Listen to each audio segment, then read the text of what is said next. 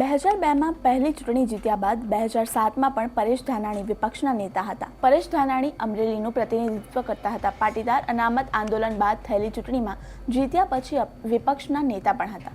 પરેશ ધાનાણી કોંગ્રેસનો સાથ છોડીને ભાજપમાં જોડાય તેવી અટકળોએ ખૂબ જોર પકડ્યું હતું. આ અટકળોની વચ્ચે પરેશ ધાનાણીએ પક્ષપલટો કરનાર લોકો પર પ્રહાર કર્યા છે. શું છે સમગ્ર મામલો, જાણીશું આ વિડીયોમાં. નમસ્કાર, હું મૈત્રી મકવાણા અને આપ જોઈ રહ્યા છો નિર્ભય ન્યૂઝ.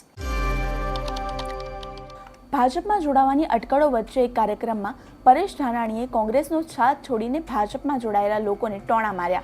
પરેશ ધાનાણીએ કહ્યું કે અમરેલીને જ્યારે કરવટ બદલી છે ત્યારે ગુજરાતે કોંગ્રેસનો સાથ આપ્યો છે અને આ વખત પણ એવું જ થવાનું છે. તેમણે કહ્યું કે 2004ની ચૂંટણીનું પરિવર્તન થશે.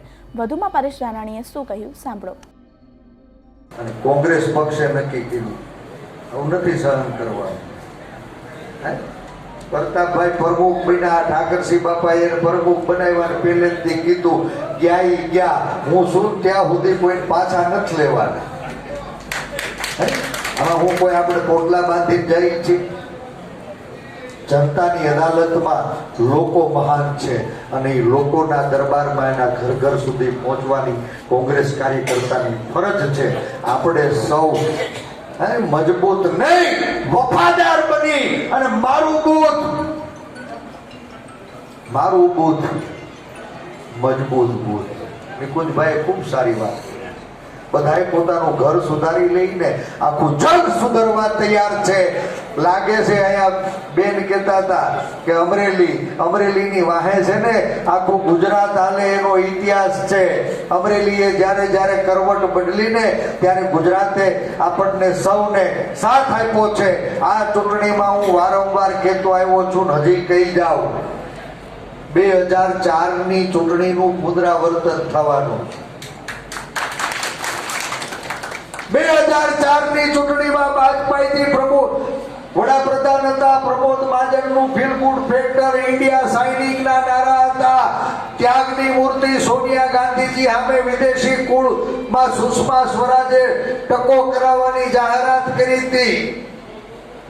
ઠાકરસિંહ બાપા એના સાક્ષી છે. આ તાલુકાના લોટકા નેતા આપણા લાડીલા પૂર્વ સાંસદ હજી અડધી ગણતરી બાકી હતી, થોડાક ઘડતા હતા ને તો ત્યાં ઠાકરસિંહ બાપાના ઘરે. પરેશ ધાનાણી કહી રહ્યા છે કે અરવલ્લી સાબરકાંઠામાં 2000થી પણ વધારે કાર્યકર્તાઓએ ભાજપમાંથી રાજીનામું આપી દીધું. ભાજપના ગાભામારું કાર્યકર્તાઓએ કચડાઈ રહ્યા છે ત્યારે કોંગ્રેસના આગેવાનોએ ભેગા થઈને કોંગ્રેસનું સ્વાભિમાન બચાવવા માટે પ્રયાસો કરવા જોઈએ. બાપાએ સમાચાર આપ્યા કે 2000 કાર્યકર્તાઓએ અરવલ્લી સાબરકાંઠામાં ભાજપ છોડ્યું.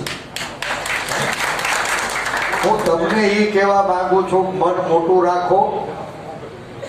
ભારતીય જનતા પાર્ટીના પાયાના વફાદાર ગાભામારું કાર્યકર્તાઓ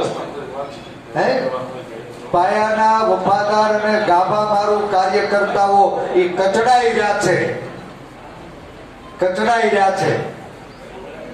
પ્રજાનું કોઈ સુનનારું નથી. ત્યારે કોંગ્રેસ પક્ષનો આગેવાન જવાબદાર બની અને વફાદારીથી આ ચૂંટણીમાં ઉમેદવાર નહીં, આ ચૂંટણી આપણો કાર્યકર્તા લડી રહ્યો છે.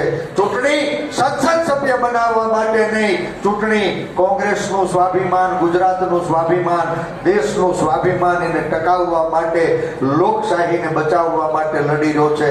અને આ જંગમાં આપણે સૌ આજે સંકલ્પ સાથે આગળ વધીએ.